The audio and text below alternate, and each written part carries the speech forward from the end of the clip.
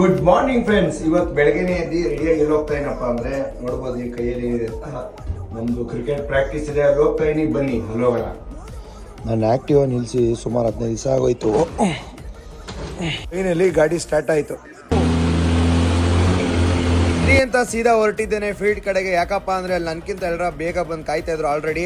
ಇದು ನಮ್ಮ ಹಳೇ ಗ್ರೌಂಡ್ ವಯಸ್ಸಲ್ಲಿ ಬಂದು ಇಲ್ಲಿ 24 ಗಂಟೆ ಇಲ್ಲೇ ಸಾಯ್ತಿದ್ದೆ. ಅದೇ ಸಂತು ಬ್ರೋ ಅಂತ ಇಬ್ರು ಬಂದವ್ರೆ. ಬ್ರೋನು ಬಂದ್ಬಿಟ್ರಪ್ಪ ನೋಡಿ. ಇವ್ರು ನಾನು ಹಿಡ್ಕೊಂಡು ಕ್ಯಾಮ್ರಾ ತಿಡ್ಕೊಂಬಿಟ್ಟವ್ರೆ ನೋಡಿ.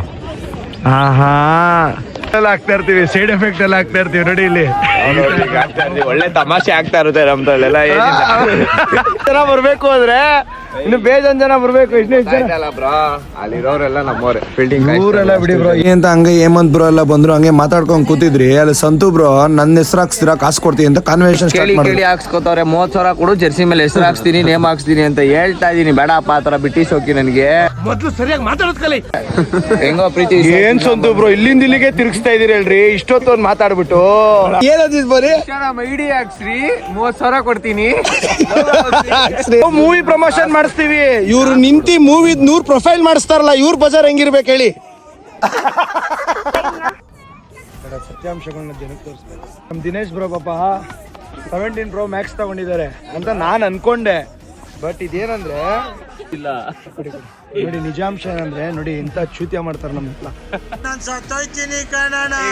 ನೋಡಿ ಹುಚ್ಚು ಒಳ್ಳೇದ್ ಮಾಡ್ತದ